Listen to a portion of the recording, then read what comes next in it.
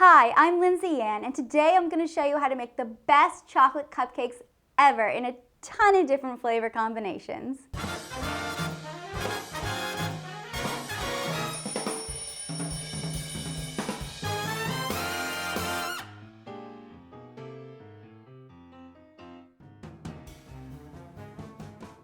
These are the best chocolate cupcakes ever because they're so simple to make. Everything comes together in one bowl. You don't even need a mixer, and you get the most rich, decadent, fudgy cupcakes ever. They're so simple.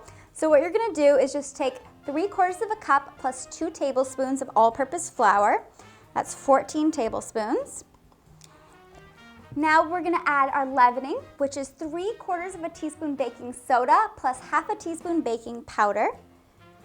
And we're gonna add 1/2 teaspoon of salt. And we're gonna add 1 teaspoon of espresso powder.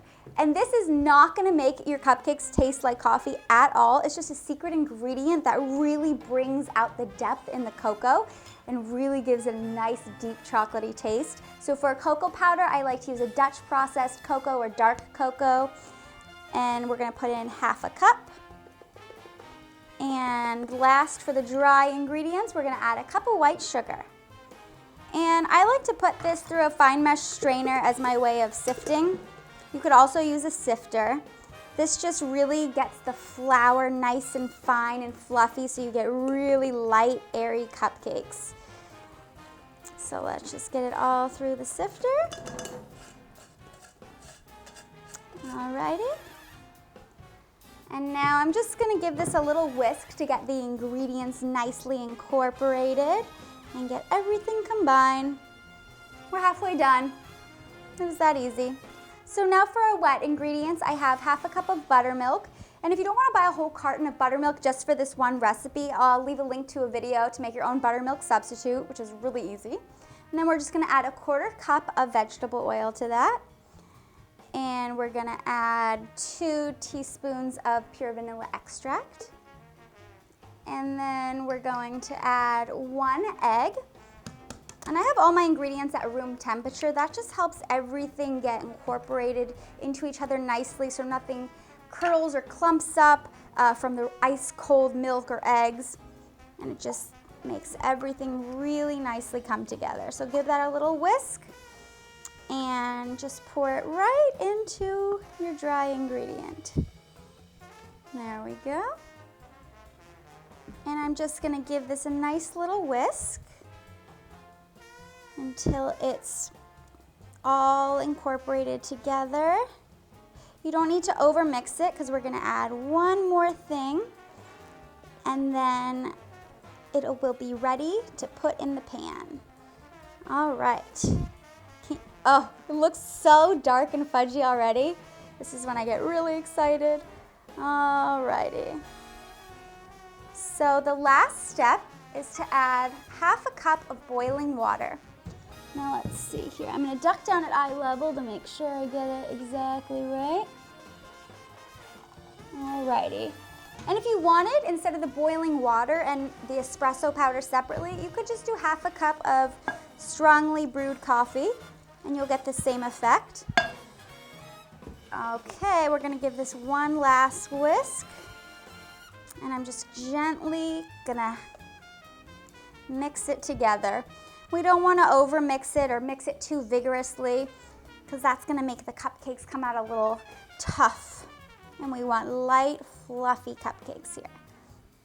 And as you can see, the batter's getting really thin. And you might be a lot thinner and runnier than you're used to, but just wait when we put it in the oven, that's where the magic happens. And this watery chocolate batter turns into super puffy, beautiful looking chocolate cupcakes. Okay, now we're ready to put it in the pan. So here I have a cupcake pan lined with baking cups for easy removal. And I'm just going to pour the batter right in the cups. You can pour it a little more than 3/4 of the way up because these cupcakes rise really beautifully. If you fill them too high, you don't have to be scared of them puffing up and spilling over the side of the cup because they rise really beautifully. And I use this cupcake recipe as a base for so many different flavor combinations when I add the frosting on top. And at the end of the video, I'll show you guys a ton of different flavor combinations so you can create gourmet cupcakes with just this one recipe. And it was so simple. All right. So we're almost there. You can just eyeball it. Oops. And if you get any on the pan like that, you're gonna wanna wipe it off before you put it in the oven just so it doesn't burn onto the pan. And our last one. There we go. Beautiful. And I'm just gonna grab a napkin and clean up the pan a little bit, and then I'm gonna pop it in the oven for 16 to 18 minutes until they're beautifully risen and nice and dark and fudgy looking, and a toothpick comes out with just a few moist crumbs on it. Not underbaked, but just baked enough so they're still nice and fudgy and not dried out. All right, so our cupcakes have baked, cooled, and I've already started to frost some of them. I'll leave a link to my video where you guys can get all different kinds of frosting recipes. So here I have just the cupcakes unfrosted, and I just want to break this open and show you how light and fluffy and fudgy and moist that is. It's really, really good. I love these so much. You honestly don't even need frosting, to be honest. So what I have here is just some chocolate icing in a Ziploc baggie with the corner cut off.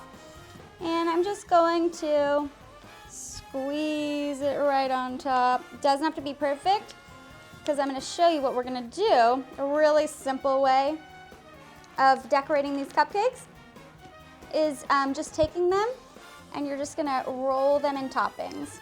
So here I have a triple chocolate cupcake with chocolate, buttercream, and mini chocolate chips. So that's for all you chocolate lovers like me out there. And here I can do a little rainbow sprinkle one. That one's really fun. I would probably put a candle in that one. A fun birthday party cupcake. Here I have chocolate coconut.